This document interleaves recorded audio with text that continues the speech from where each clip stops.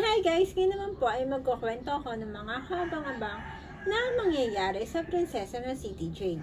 Dahil nga, sa hindi nakayanan ni Leilani ang nakikita niyang pagpapahiya ng anak ni Divina kay Sherlyn sa harap ng maraming tao sa kumpanya nila, kaya kaagad niyang pinuntahan ang dalawa at wala siyang pag-aalinlangan na sinabi dito na wala itong karapatang ipahiya si Sherlyn na umako sa kanya dahil hindi naman siya nito tunay na anak. Kaya ikinabigla ni Sherlyn at ni Levi ang mga sinabi ni Ate Leilani niyo. Tara, sabay-sabay nating saksihan ang mga kabang-abang na kwento sa ating prinsesa na si Princess na mala-fairy tale ang takbo ng buhay niya. Samantala, habang busy itong si Leilani sa paglilinis sa lugar kung saan nagtatrabaho sila Sherlyn, Divina at Raymond, ay nakita niya itong si Ate Levinyo at si Ate Sherlyn na nag-usap, kaya napahinto siya sa kanyang paglilinis at tinignan at nakinig siya sa pag-uusap ng dalawa. Dito ay narinig niya kung paano sagutin itong si Levi si Ate Sherlyn at kung paano nito sisihin si Ate Sherlyn na wala ito sa tabi ni Kuya Xavier nyo, dahil lang nasa tabi nito ay si Princess. Kaya naman nagtaka itong si Ate Leilani nyo sa narinig niya na pangalan ni Xavier. Dito ay naisip niya kung paano nadamay sa usapan nila Levi ang anak niya na si Xavier. Kaya naman nang narinig niya na sinabi nitong si Ate Levi nyo na sinisisi nito si Ate Sherlyn nyo kung bakit magkasama ngayon sila Princess at Xavier, kahit pa pinapakalma ito ni Ate Sherlyn nyo at tinatanong pa ito kung gusto nitong kumain sa labas at mag-shopping sila.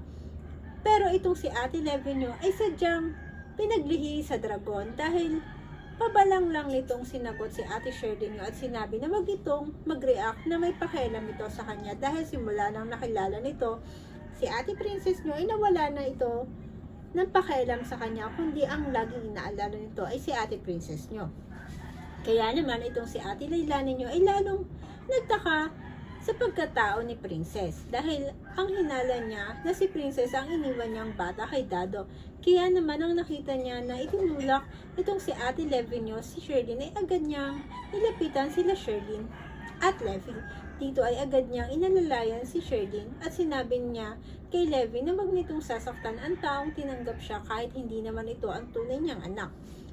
Dito nga ay nagtakang napatingin si Sherlyn kay Leilani at naguguluhan na sinabi paano nito nasabi na hindi nito anak si Levi at maging si Levi ay naguguluhan sa mga sinasabi nitong si Leilani.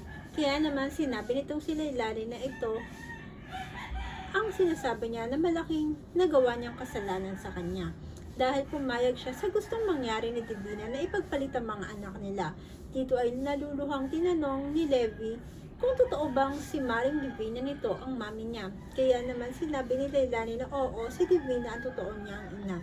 Kaya naman napahagulgol sa iyak itong si Sherlyn at tinanong kung nasaan ang anak niya kung hindi si Levi ang anak niya. Dito ay sinabi ni Leilani na ibinigay niya kay Sir Dado Pascual noong iniwan ni Divina si Princess sa loob dahil ng panahon na iyon na hindi niya kayang alagaan ang anak nito, kaya naman ibinigay niya ito kay Dado para maalagaan ang anak nito.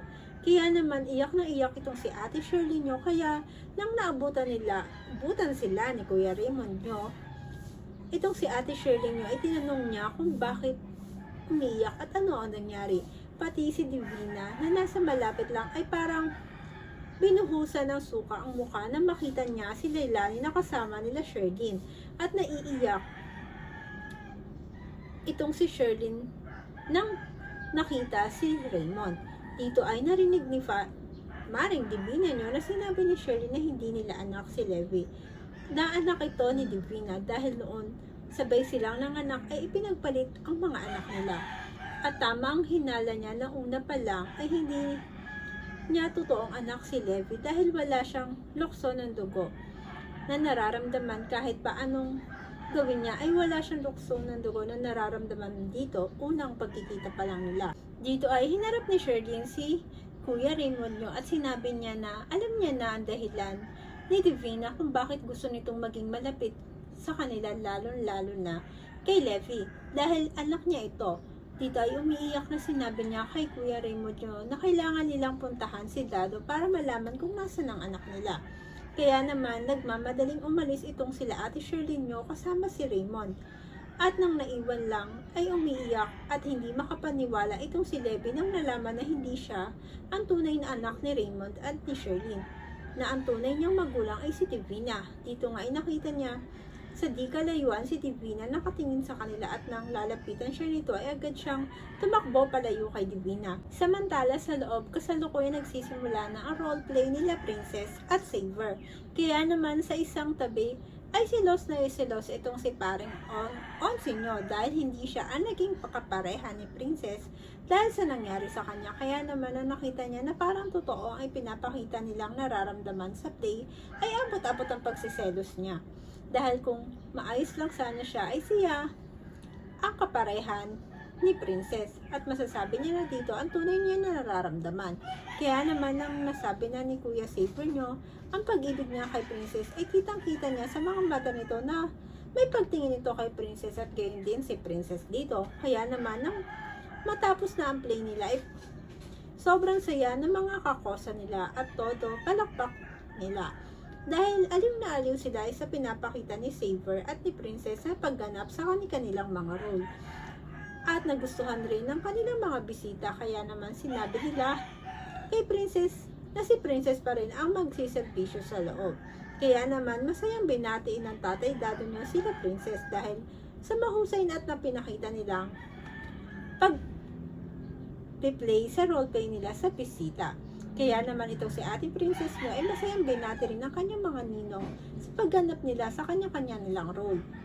Pero ang hindi nila alam ay papunta na sila Maring Sherlyn at Kuya Raymond sa bahay nila Dado kasama si Leilani. Dito ay sinabi ni Leilani ang lugar kung saan nakatira itong sila Dado at Princess. Kaya naman itong si Sherlyn ay hindi makapaniwala na baka si Princess nga ang anak nila dahil una pa lang na nararamdaman niya na magaan na ang loob niya dito. Na una pa lang dito niya nararamdaman ang lukso ng dugo na hinahanap niya kay Levi noon pa. Kaya naman itong si Raymond ay lutang pa rin at hindi makapaniwala sa ginawa sa kanila ni Divina. Dito nga, nang nakaalis na sa building itong si Levi ay agad itong pumunta sa Lola Sonia Pero itong Lola Sonia ay abala sa mga bisita nito. Kaya sinabi lamang nito na mamaya niya na lang ito kakausapin si Levi. Pero itong si Levi ay iyak na iyak at hindi malaman ang gagawin. Kaya agad itong umalis para puntahan ang paring Xavier dito. Ay nalaman niya ang naging magkapareha itong si paring Xavier at si Princess sa roleplay.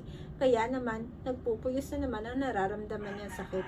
Kaya naman nasabi niya na lahat na lamang ng mga mahal niya sa buhay ay inaagaw nitong si Princess. Dahil una ay inaagaw nito si Xavier kahit hindi naman. At ang pangalawa ay ang kanilang mga magulang. Ito nga ay nagtatakang tinanong ni Kuya Xavier kung paano aagawin ni Princess sila Ate Sherlyn at Kuya Raymond Kaya naman, itong si Ate Levi ay humahagulgol na sinabi na may nagsabi kay Ate Sherlyn na hindi siya ang anak nito, kundi ang anak nito ay si Princess dahil ipinagpalit sila ni Divina nang nakatulog noon si Princess nang kapapanganak pa lamang sa kanila. Kaya naman hindi makapaniwala si Kuya Xavier na nagawa ng tunay na ina ni Levi ang bagay na yon. Dito ay sinabi ni Levi na wala na itong mapupuntahan at hindi niya alam kung saan siya pupunta dahil ayaw muna niyang makita si Divina kahit pa pinagdasal niya nung una pa lang na sana ito na lang ang kanyang ina ay hindi pa rin niya matanggap na una pa lang ay pinamigay na siya nito at ayaw siya nitong alagaan. Kaya naman, pinakalma ito ni Kuya Xavier at sinabi na hindi ito makapaniwala sa mangyayari at hindi ito mawawala sa kanya at hindi niya ito iiwan. Kahit pa nararamdaman niya sa puso niya na may pagtingin na siya kay Princess. At hindi niya pwedeng sabihin kay Ate Levi ang nararamdaman niya dahil ayaw niya itong masaktan pa na lubos. Samantala sa mansyon, tinawagan itong si Lola Sonia sila Kuya Raymond at tinanong sa mga ito kung nakita ba nila si Levi. Dahil kanina ay umiiyak ito pero hindi niya ito nakausap ng maayos. Dito ay hindi makasagot itong si Raymond sa tanong kanyang ina pero narinig niyang nagsalita si Ate Sherlyn Dito ay sinabi na hindi nila anak si Levi. Kaya naman itong Lola Sonia ay bitawan ng kanyang cellphone sa narinig niya na hindi nila apo si Ate Levenio. Isang kaabang-abang na naman po ang istorya ang ating natapos at patuloy na susubaybayan muli. Kaya naman po, kung gustuhan nyo ang aking storytelling na ating munting prinsesa na si Princess, maaari po ba kayong mag-subscribe sa aking channel at i-click ang ating notification bell para maging updated kayo sa lahat na aking ina-upload. Thank you so much, keep safe, and God bless you on my next vlog. Bye!